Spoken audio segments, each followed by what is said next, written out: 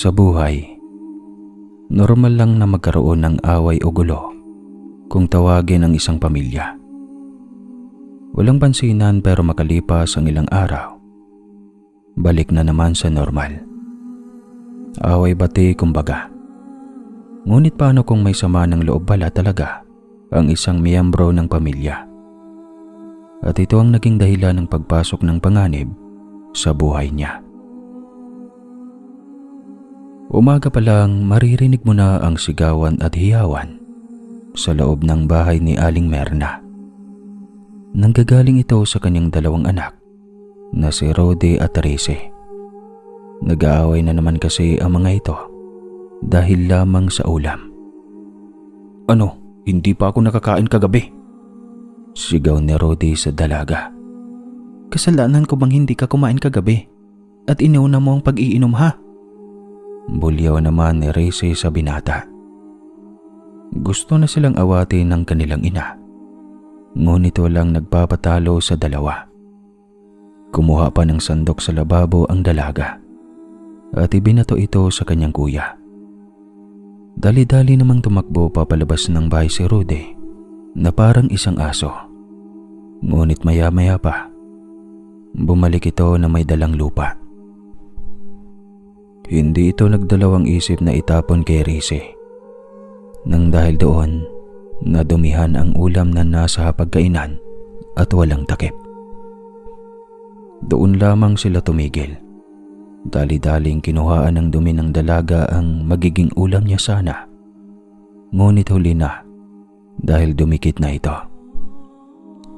Ang dugyot naman kung kakainin niya pa ito.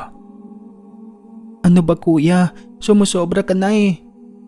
Mangiyak-ngiyak na sigaw ng dalaga. Bigla namang hinampas ni Aling Merna na ang palanggana sa harapan nila. Nagkabasag-basag ito na siyang ikinagulat ng dalawa. Kitang-kita nila sa mukha ng ginang ang galit at pagkainis dahil namumula na ito. "Hindi ba talaga kayo titigil? Mga buwisit kayo ha? Ikaw Rize, wala ka na bang respeto sa kuya mo?" Bulyaw ni Aling Merna. "Ma, seryoso kayo. Siya po ang nanguna. Kita nyo naman yun, di ba?" Pangangatwiran ni Rize na siyang ikinainis palalo ng matanda. Mabilis niyang dinampot ang buhok ng kawawang dalaga at pinagsasampal ito. Inawat naman ni Rode ang ina dahil nakikita niya kung gaano na ito kagalit sa nangyayari sa kanila.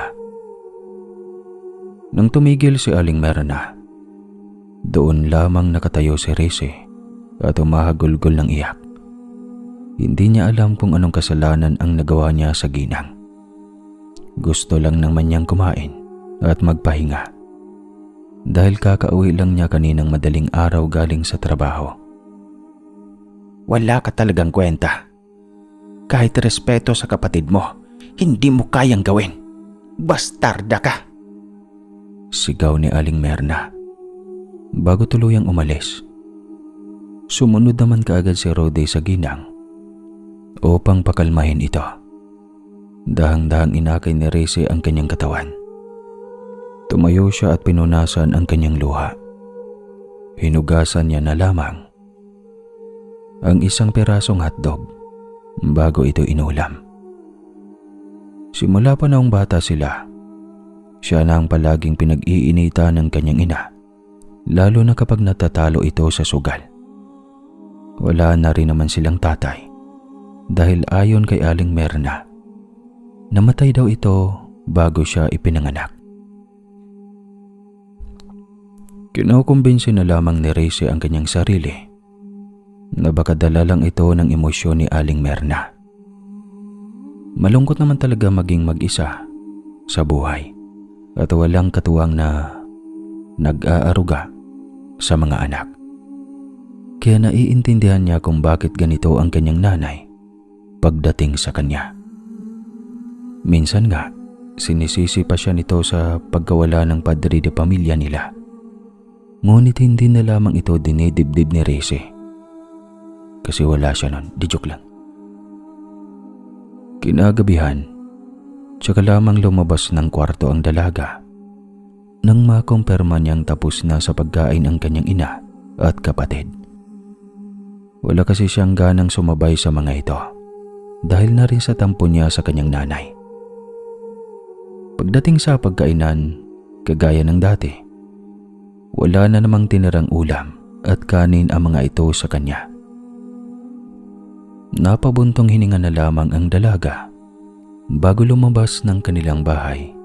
Bitbit ang kanyang bitakang naglalaman ng 100. Susunod pa kasi ang kanyang sahod, kaya gipit na gipit pa rin siya hanggang ngayon. Nang makahanap siya ng karinderyang makakainan, kaagad siyang nag-order at kumain ng hapunan. Hindi niya talaga mawari kung bakit ganitong buhay ang ibinibigay ng Panginoon sa kanya. Wala naman siyang ginagawang masama para maranasan niya ang mga ito. Nais lamang niyang mamuhay ng payapa at tahimik. Ngunit pati iyon ay pinagdamot pa sa kanya ng may kapal. "Iha, nag-order ka ng soft drinks, hindi ba?" Tanong ng matandang may-ari ng karinderya. Opo, yung tig-14 lang po." Magalang na sagot niya rito. Kaagad namang umalis ang matanda upang kunin ang soft drinks na kanyang in-order. Pagkatapos niyang maghapunan, kaagad siyang umuwi ng bahay upang magayos at magbihis. May pasok pa kasi siya mamayang 10:00. Noon, 8:00 na ng gabi. Magbibiyahe pa siya papunta sa kanyang pagtatrabahuan. Nang matapos siya sa pag-ayos, dali-daling pumara ng tricycle si Rese upang pumasok na. Pagkarating niya sa kanyang trabahuan, kaagad siyang binati ng kanyang ka-workmate na si Lizelle. Ito lamang ang kanyang malapit na kaibigan at ka-workmate na rin. Lahat ng sama ng loob niya sa kanyang pamilya, dito na niya sinasabi. Kaya sa tuwing napapansin ng dalaga na parang may dinadala siyang problema, kaagad siya nitong tinatanong at sinisiguradong ayos lang siya. "Uy, kumusta?" Pangangamusta ni Lizelle. Ngumiti naman kaagad si Rese upang hindi nito mapansin ang kalungkutan sa kanyang muka. Ayos lang. Ikaw?" Maikling sagot ni Rese. "Ha? May problema ka ano?" Tanong lamang pabalik ng dalaga. Doon lamang unti-unting nawala ang peking ngiti sa labi ng dalaga. Kahit kailan talaga, hindi niya malulusutan ito, kaya wala siyang magawa kundi ang sabihin on the spot sa dalaga ang nangyari kahapon sa kanyang pamilya. "Ay nako girl, mag-file ka na ng vacation leave muna rito sa work after ng sahod mo. Magkapakalayo-layo ka muna sa lecheng pamilya mo para naman magkaroon ka ng privacy at peace of mind. Sumusobra na talaga yan sila." Suhestyon ni Lizelle sa kanya. Ngunit hindi iyon pumasok sa kukote ni Rese. Napasapo na lamang sa noo si Lizelle bago bumalik sa kanyang pwesto. Napabuntong hininga naman si Rese dahil maski ang kanyang kaisa-isang kaibigan ay nagsasawa na sa kanyang paulit-ulit na rant sa buhay. Marami na rin kasing nasuhestyon ito tungkol sa kanyang pwedeng gawin. Ayaw niyang bumukod. Ayaw niya din magbakasyon saglit. Lahat ng suhestyon ng babae sa kanya ay hindi niya sinusunod, kahit alam niyang tama ang mga ito. Pagkatapos ng trabaho, kaagad siyang umuwi ng bahay. Katulad ng dati, nag-aaway na naman silang magkapatid dahil sa iisang ulam. Kaagad namang umawat si Aling Merna. Ngunit siya lang ang pinagsalitaan ng masama nito. Kaya wala siyang nagawa kundi ang pumasok na lamang sa loob ng kanyang kwarto at doon ay magmukmok. Habang umiiyak, biglang pumasok sa isip niya ang suhestyon ni Lizelle upang makapagpahinga siya saglit. Dali-dali niyang kinuha ang kanyang cellphone at nag-email sa kanilang HR tungkol sa immediate vacation leave. Kaagad siya nitong pinayagan na siyang ikinatuwa niya. Bukas na rin kasi ang sahod niya, kaya naman hindi siya nagdalawang isip na mag-impake. Balak niya kasing umuwi sa probinsya nila doon sa Iloilo. Miss na niya rin kasi ang kanyang lola na nagpalaki sa kanya ng 7 taon. Kinabukasan nga, kaagad siyang nagpaalam sa kanyang nanay. Hindi naman siya nito pinansin sa kadahilanang hindi siya nakapagbigay ng pera. Dahil sa tampo, hindi na lamang ito dinamdam ng dalaga at nakangiti pang umalis ng bahay. Hindi naman siya nag-alala na baka walang makain ang kanyang ina at kapatid. Dahil kung tutuusin, mas malaki pa ang kinikita ni Rode kumpara sa kanya bilang isang manager sa fast food restaurant. Ngunit lahat ng yon ay napupunta lamang sa bisyo o di kaya ay sa pambababae. Pagkarating niya sa barko patungong Iloilo, hindi na lumingon ang dalaga at kaagad siyang sumakay dito. Masakit man para sa kanya na gawin ito, pero hindi pwede na palagi na lang sila ang kanyang iisipin. Kailangan din siya ng kanyang sarili. Pagkasakay niya sa barko, kaagad niyang hinanap ang magarang kwarto. Sinadya niya talagang ito ang kukunin upang maranasan man lang niya sa buhay niya ang magiging VIP na customer. Nang mahanap niya, kaagad siyang pumasok rito at isinalampak ang kanyang katawan sa malaki at malambot na kama. Meron ding aircon at iba't ibang snacks na nakahanda para sa kanya. Sa barko pa lang, ramdam na kaagad ni Rize ang peace of mind na hinahanap ng kanyang utak. Sa buong biyahe, nasa kwarto lamang si Rize. Hinahati na rin kasi siya ng mga staff ng barko ng pagkain. Dahil kasama iyon sa VIP room na kanyang kinuha. Ganito pala kasarap maging prinsesa. Wika niya habang gumulong-gulong sa malambot na higaan. Maliban kasi sa sahod, winedro niya rin ang 2 taon niyang ipon para sana sa bahay at lupa na kanyang balak bilhin upang makabukod na siya. Ngunit dahil pagod na siya sa kanyang pamilya, napilitan siyang itigil saglit ang kanyang pag-iipon at i-invest ito para sa kanyang peace of mind. Hindi rin naman ito pinagsisihan ng dalaga dahil nag-isip muna siya bago nagdesisyon.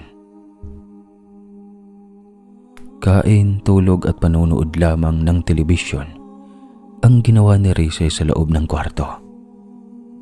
Halos 2 araw kasi ang biyahe ng barko mula Manila patungong Iloilo dahil nagiba ang ruta ng sinasakyan nila. Kani-kanina lang inaanunsyo ng mga official staff sapagkat late na rin nagsabi ang kapitan ng barko. Habang nanunood, isang text message ang kanyang natanggap mula sa kanyang ina. Sinisarmanan siya nito sa mensahe dahil hindi siya nagbigay ng pera. Napabuntong hinanga na lamang ang dalaga at binlock ang numero nito bago nagpatuloy sa ginagawa. Pagkatapos ng hapunan, napagpasya ng dalaga na lumabas at magpahangin sa deck ng barko na tinatawag na tambayan dahil open space ito. Pwedeng doon ka tumambay buong magdamag kung gusto mong mapanood ang karagatan. Habang patungo si Rize roon, hindi niya sinasadyang masagi ang isang matandang pumipila para sa libreng hapunan sa kante ng barko. Kaagad naman siyang nangingi ng sorry dito. Ayos lang, Ineng. Nako, huwag kang mag-alala. Wika naman ng matanda. Inalalayan ni Rize itong tumayo. Pasensya na po talaga kayo, Lola. Hindi ko po sinasadya. Paghingi ulit ng tawad niya rito. Sa Iloilo ka rin ba magkadto? Tanong na matanda sa kanya na siyang ikinataas ng kanyang kilay dahil sa pagtataka. Opo, sagot niya rito. Saan naman sa Iloilo, Ining? Nakangiting tanong ulit nito. Sa Leon po, sa mga kamag-anak ko. Nako, mag-iingat ka ron ha. Ang ganda mo pa namang dalaga. Huwag ka basta-basta magtitiwala kahit kanino. Habili nito sa kanya. Kaagad namang nagpasalamat si Rese at dali-daling umalis na. Nang makarating siya sa deck, hindi niya napigilang tumili dahil sa ganda ng karagatan kahit gabi na. Dali-dali siyang kumuha ng litrato upang may maipost sa kanyang social media.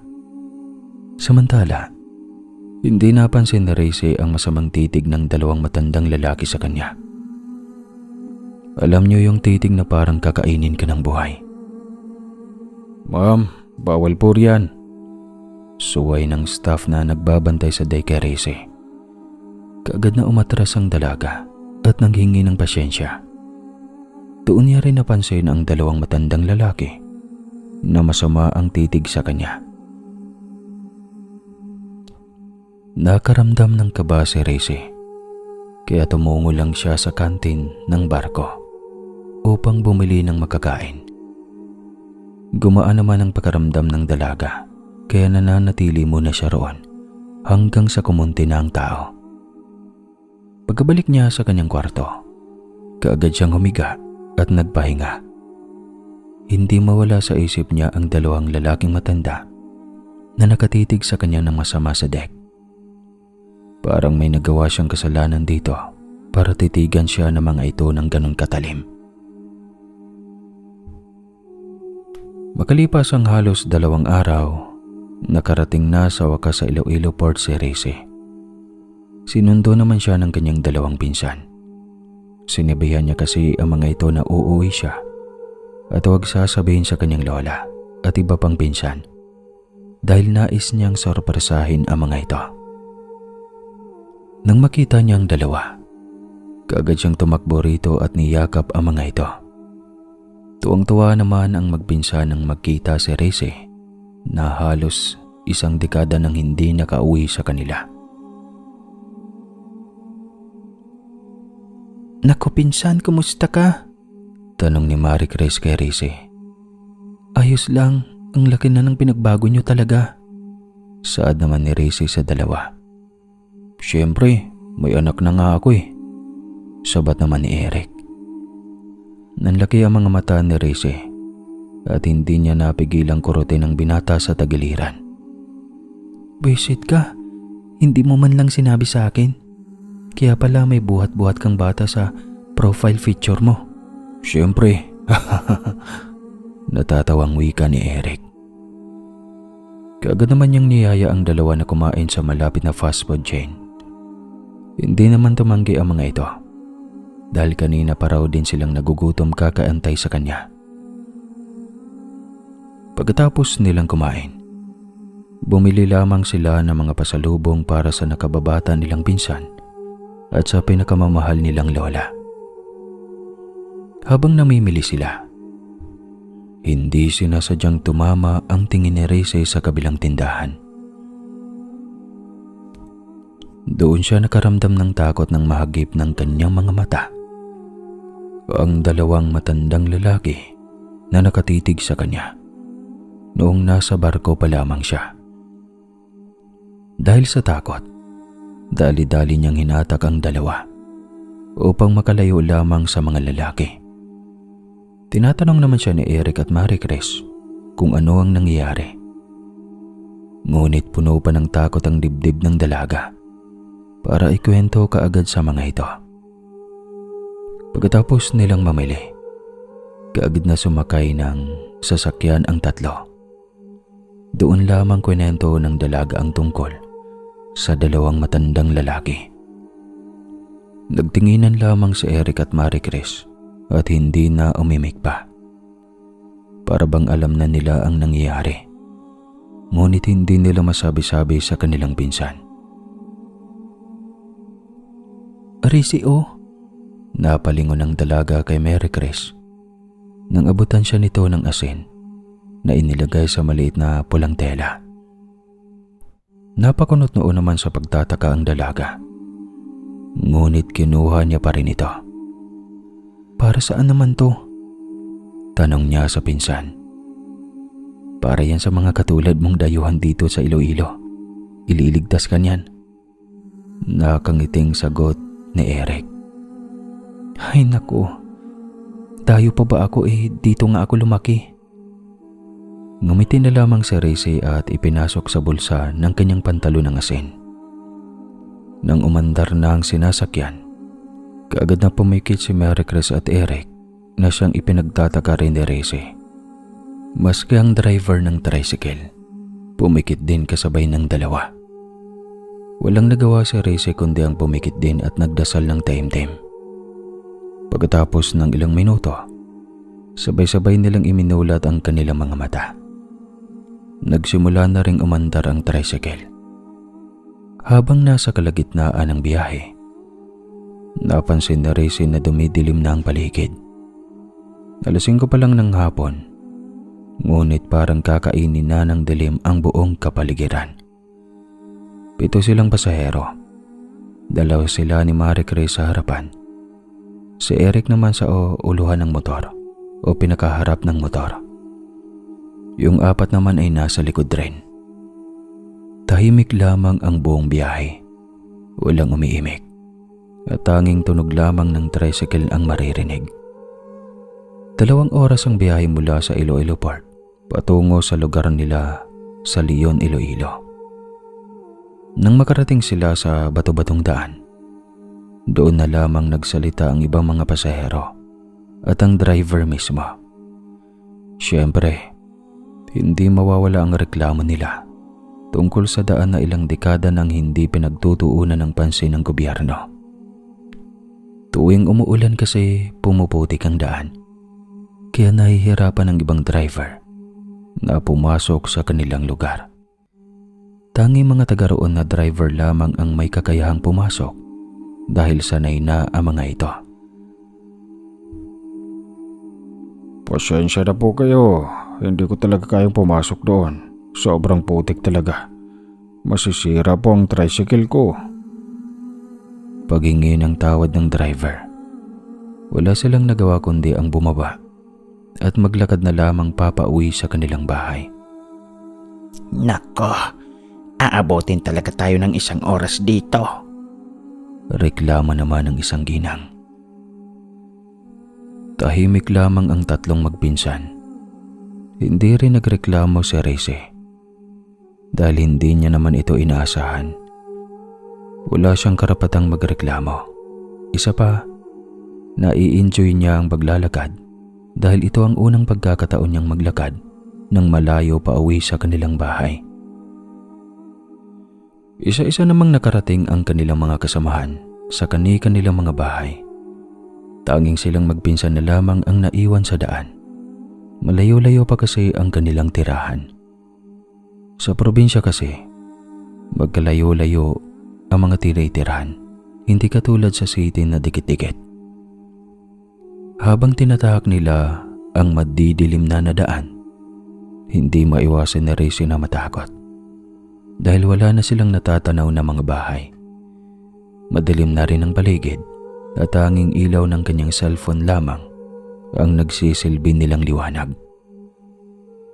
Mga puno at matataas na rin na damo ang kanilang nadadaanan. Kaya hindi talagang maiiwasan ni Rizy na kabahan. Ganito ba talaga rito palagi? Kapag hindi kaya ng tricycle maglalakad kayo kahit gabi na? Tanong na Rizy sa 2. Sinusubukan niyang sirain ang katahimikan upang hindi sila lamunin ng takot. Oo, kaya nga dapat yung driver na sasakyan namin taga sa atin para siguradong sa harap ng bahay tayo bababa. Sagot ni Eric. Naudlot naman ang kanilang pag-uusap nang biglang lumingon si Rizy sa kanilang likuran. Nakaramdam kasi siya ng kakaibang presensya na sumusunod sa kanila. Hindi niya lang masabi-sabi sa kanyang mga pinsan at baka matakot pa ang mga ito.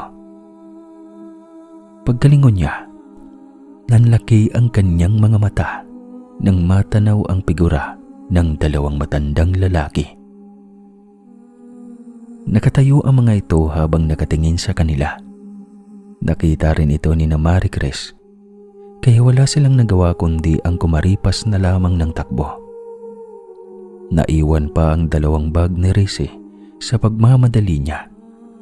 Ngunit wala na silang lakas na loob na balikan ito. Patuloy lamang sila sa pagtakbo hanggang sa matanaw muli nila ang dalawang bag ni Rize na nahulog kanina. Napatigil sa pagtakbo ang tatlong magpipinsan. Nararamdaman kasi nilang nililigaw na sila. Wala na silang nagawa kundi ang umagulgol ng iyak at taimtim na nagdasal sa Panginoon. Maya-maya pa, isang tricycle ang bumusina. Kaagad naman silang isinakay ng mga ito na siyang ipinagpapasalamat ng tatlong magpinsan. Pagkarating nila sa kanilang bahay, sinalubong sila ng kanilang lola na nag-aalala. Bahagya rin itong nagulat sa biglaang pagdating ng kanyang apo na si Rize. Inakay naman sila kaagad ni Lola Panying upang makapaghapunan. Kanina pa pala ito naghanda ng pagkain at sila na lamang ang inaantay. At yun nga, habang kumakain, hindi napigilan ni Eric na ikwento ang nangyari sa kanila habang papauwi sila.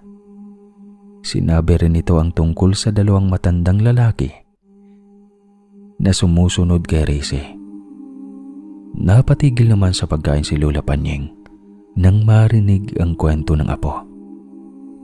Rize, anak, tama bang sinabi ng pinsan mo?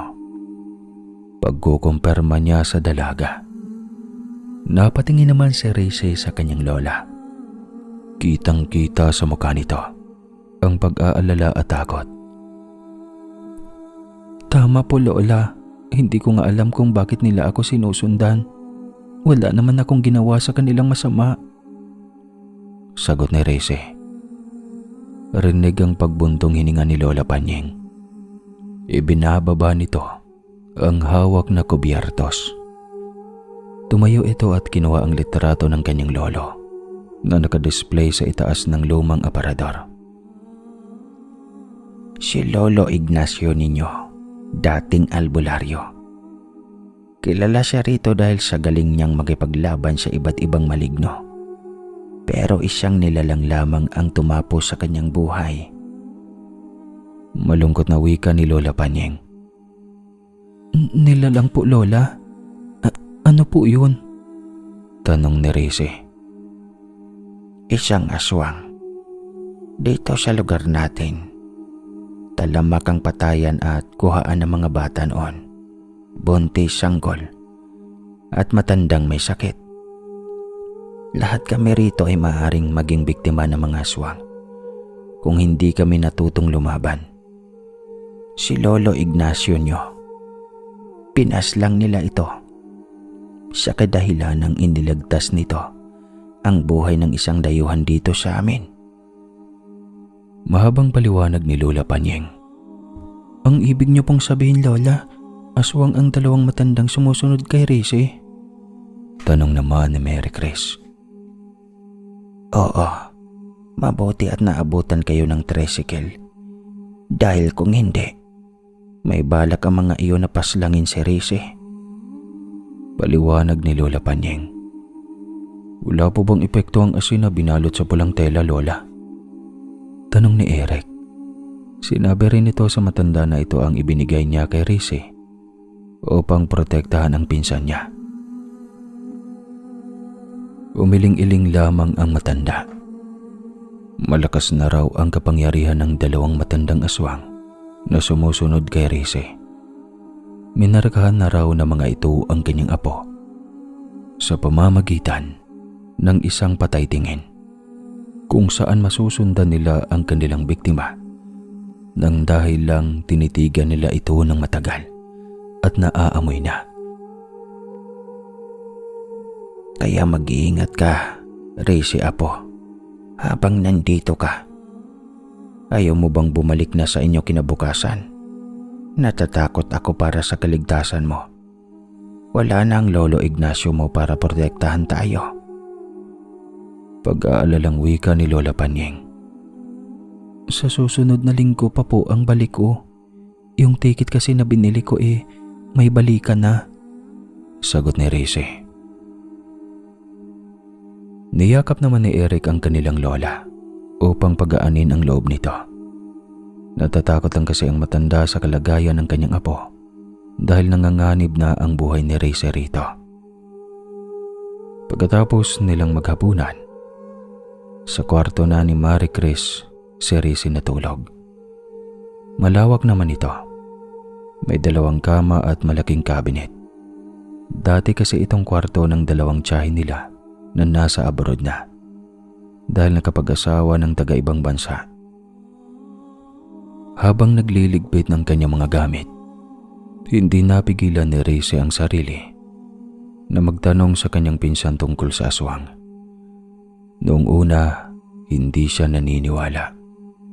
Pero noong sinabi ni Marie Chris na namatay ang kanyang mga magulang at kanilang lolo dahil sa mga ito, doon na nabuhay ang paniniwala ni Rize tungkol sa mga aswang.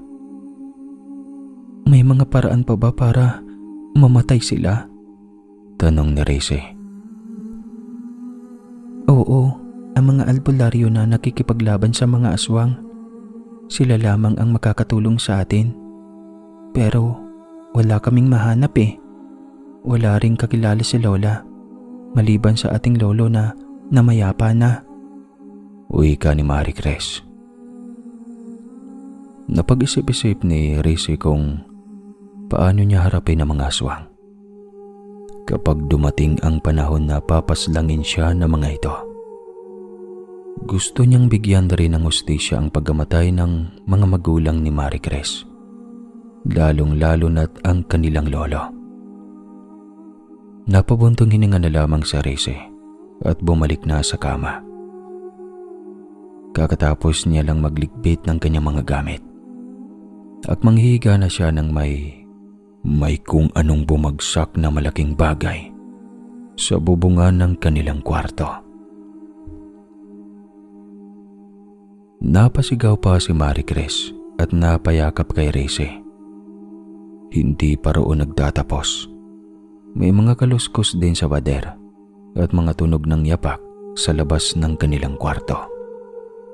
Pinuntahan din kaagad sila ni Lola Panying at Eric dahil narinig din ng mga ito ang kalabog. 4 lamang sila rito sa bahay dahil ang iba nilang kamag-anak ay nasa kabilang kabahayan pa. Hindi kasi dikit-dikit ang mga bahay dito kaya malayo ang mga ito kung tutuusin.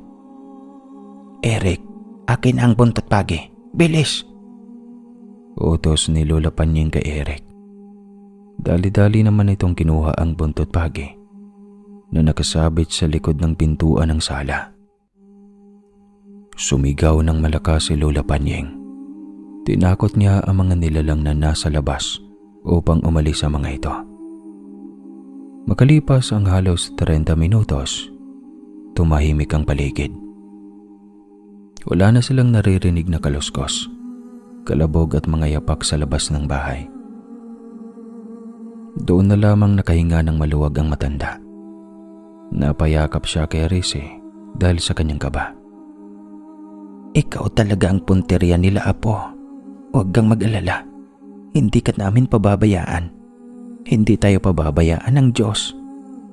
Saad ni Lola Panying.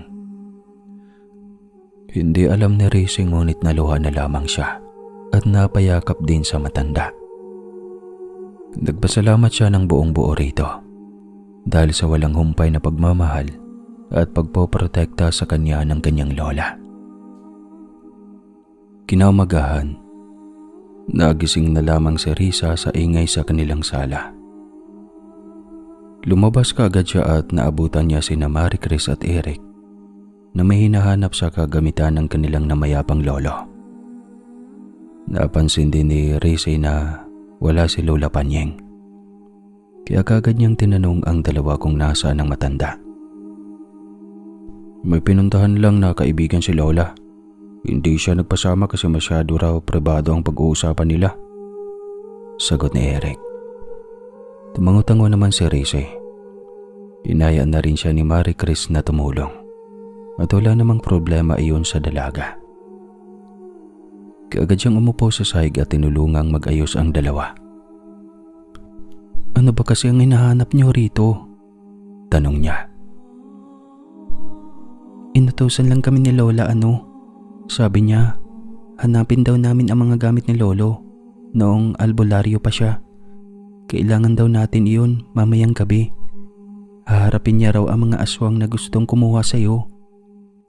Paliwanag ni Marie Chris. Napakunot noon naman si Rize. Sigurado ka ba? Si Lola? Hindi ba dapat tayo ang makikipaglaban dahil tayo ang may malalakas na katawan? Sunod-sunod na tanong ni Rize. Oo naman, tutulong tayo syempre. Pero si Lola talaga ang makikipaglaban. Siya lang ang may alam paano gamitin ang mga gamit na panlaban ni Lolo. Mahabang paliwanag ni Marie Chris. Napabuntong hininga na lamang sa Rize at ipinagpatuloy ang kanyang ginagawa. Maya-maya pa'y dumating na si Lola Panying kasama ang kaibigan nitong si Kaimyong. Isa raw itong albularyo ng mga aswang. Matalik na kaibigan ng kanilang Lolo Ignacio. Nagpakilala naman si Kaimyong at nangako na poprotektahan niya ang pamilya ng kanyang matalik na kaibigan. Alam niya kasing hindi titigil ang mga aswang hanggat hindi nauubos ang angkan ni Lolo Ignacio. Kaya hindi natatahimik ang mga aswang dahil kilala nila si Ignacio. Nais nila kayong ubusin para makaganti sa kaibigan ko kahit patay na ito. Malaki ang galit ng mga aswang sa angkan ninyo. Kaya nandito ako para tapusin sila mamayang gabi. Paliwanag ni Kaimyong. Buong araw silang naganda ng mga panlaban, katulad na lamang ng dinikdik na bawang, asin, katas ng luya, at buntot pagi. Hindi rin nila nakalamutan ang ibang panlaban ni Lolo Ignacio sa mga aswang, katulad na lamang ng katana na binasbasan. Ayon kay Kaimyong, ito raw ang dapat itusok sa dibdib ng mga aswang upang tuluyan ng maging abo ang mga ito. Eto iha, eto. Napatingin naman si Rize kay Kaimyong nang iabot nito sa kanya ang katanang binasbasan. Ikaw lang ang dapat na makasaksak sa kanila sa dibdib. Ang katanang ito ay umaayon lamang sa isang taong may mabuting puso at hangad ay kaligtasan at ikaw ang napili nito na magiging tagapagmana. Wika ni Kaimyong. Lahat sila nagulat sa sinabi nito, maski si Lola Panying. Buong puso namang itong tinanggap na Rize at nangangakong bibigyan niya ng hustisya ang pagkamatay ng mga magulang ni Marie Chris at ng kanyang Lolo Ignacio. Kinagabihan, lahat ay naghanda at nag-abang sa mga aswang na sasalakay. Maya-maya pa sunod-sunod na naman ang bumagsak sa bubungan. May mga kaluskos din at tunog ng yapak sa labas ng bahay. Doon na tumayo si Kaimyong at nagdasal ng salitang Latin. Pagkatapos nun, matapang niyang binuksan ang pintuan at lumabas siya dala-dala ang buntot pagi. Sumunod rin si Lola Panying. Pati na silang lahat. Doon nila nakumpirma na ang mga aswang ang gumagambala sa kanila tuwing gabi. Nang makita sila ng mga halimaw, kaagad nilang sinugod si Kaimyong. Umaksyon naman sina Eric. Sinabuyan nila ng ago bendita ang mga ito, bago binato ng mga asin at dinukdok na bawang. Si Rize naman ay pinagsasaksak sa dibdib ang mga nilalang na natatamaan ng bawang at asin. Namamangha pa nga siya dahil sa tuwing sinasaksak niya ang mga aswang gamit ang katanang may basbas, nagiging mahina ang mga ito at hindi na nakakapaglaban pa. Galit na galit naman ang mga nilalang na iba sa kanilang nasaksihan hanggang sa isang aswang ang sumugod sa likuran ni Rize. sumakay siya sa likod ng dalaga at kinagat ito sa balikat. Napasigaw naman si Rizy sa sakit na siyang ikinabahala ni Marie Chris. Nataranta na rin siya, kung kaya ay binato niya ng sandamakmak na asin ang aswang. Sumigaw ito sa sakit at nahulog mula sa likod ni Rizy. Yun ang kinuhang pagkakataon ng dalaga upang saksakin ng todo sa dibdib ang aswang na iyon. Humiyaw pa ito bago naging isang abo. Marami pang mga aswang ang sunod-sunod na sumugod kay Rizy. Nabahala naman si Kaimyong, kaya hinarangan niya ang mga ito at kaagad na iwan na siwas ang kanyang buntot pagi. Maraming tumalsik na mga aswang, kaya kahit masakit at dumudugo ang balikat ng dalaga, pinilit niya ang kanyang katawan na lumaban at pasilangin ang mga nilalang. Inabot sila ng madaling araw sa pagkikipaglaban hanggang sa unti-unting naubos ang mga nilalang at nagsitakas ang iba. Hingal na hingal silang pumasok sa loob ng bahay. Samantalang si Kaimyong naman ay nilalayan si Rizy. Ginamot nila ang sugat ng dalaga gamit ang mga herbal na gamot dahil kapag dinala ito sa ospital, lalala lamang ang sugat nito. Hindi kasi nagagamot ang medisina ng galing doktor ang sugat na galing sa aswang. At habang ginagamot ni Kaimyong si Rizy, hindi napigilan ni Eric at Marie Chris na mag-aalala lalo na si Lola Panying. Namumutla na kasi ang buong mukha ng dalaga. Humihiyaw na rin ito sa sakit. Ayon din kay Kaimyong, umaakyat sa ulo ng tao ang sakit galing sa sugat na natamo sa mga aswang. Hindi rin nila alam kung makakaligtas pa ba si Rizy. Nang marinig din naman iyon ni Lola Panying, kaagad siyang lumuhod sa mga santo sa kanilang bahay at nagdasal. Nagmamakaawa siya sa mga ito na iligtas ang kanyang pinakamamahal na apo. Umiiyak na rin si Marie Chris at Eric. Nagmamakaawa rin kay Kaimyong na pagalingin lamang ang dalaga. Sa kabilang banda, nabasag naman ni Aling Merna ang kanyang hinuhugasang baso. Nakaramdam din siya ng kaba at doon niya naisip si Rizy. Tinawag niya naman kaagad si Rudy at sinabi rito ang tungkol sa kanyang nararamdaman. Niyakap naman siya ng binata at inaya siyang magdasal para sa dalaga. Iba na rin kasi ang kutob nila. Pakaramdam nila na sa panganib ang buhay ni Rizy. Kinaumagahan, unti-unting iminulat na Rizy ang kanyang mga mata. Wala na siyang sakit na naramdaman, ngunit mabigat pa rin ang kanyang ulo at katawan. Dahan-dahan siyang bumangon. Wala si Marie Chris sa kama nito, kaya bumaba siya ng kanyang kama at lumabas ng silid. Doon natagpuan niyang naghahanda ng pagkain ng tatlo. Nang makita siya ni Lola Panying, kaagad siya nitong niyakap ng mahigpit. Napaiyak pa nga ang matanda dahil akala niya hindi na magigising si Rizy. Salamat po sa Panginoon. Buhay ang apo ko, saad ni Lola Panying. Niyakap naman ni Rizy ang matanda at nagpasalamat sa kanyang lola. Makalipas ang ilang araw, dumating na ang araw na babalik na ng Maynila si Rizy. Nagpaalam na siya sa kanyang lola at mga pinsan. Bago umalis, dala-dala ang katanang ipinamana sa kanya ng kanyang lolo Ignacio. Nang makabalik siya ng Maynila, nagulat ang dalaga nang salubungin siya ng kanyang nanay at ni Rode. Niyakap siya ng mga ito at nanghingi ng tawad sa lahat nilang nagawa kay Rizy. Napangiti naman ang dalaga dahil sa nangyayari noon. Hindi niya alam kung panaginip ito, pero kung totoo, ang hinihiling niya lang ay sana'y hindi na siya magising pa. Pag-uwi nila sa bahay, kaagad na naligo si Rizy. Pagkatapos noon, humarap siya sa salamin at tinignan ng sugat sa kanyang balikat na malapit nang gumaling. Napangiti lamang siya at kinuha sa drawer ng kanyang mesa ang katana. "Pangako, aalagaan kita," saad niya at hinalikan ng katana bilang pagrespeto sa kanyang namayapang si Lolo Ignacio. Naging maganda naman ang takbo ng pamilya ni Rizzy, lalo na ang kanilang buhay. Napromote siya sa kanyang trabaho, naging magaan na rin ang pagkikitungo sa kanya ng kanyang nanay at kapatid. Pakiramdam niya lahat ay nagbago.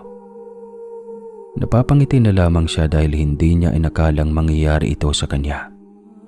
Nagpapasalamat pa rin siya sa mga naranasan niya. Kung hindi dahil doon, hindi gagaan ang kanyang buhay. Hanggang dito na lang po ang kwentong ito.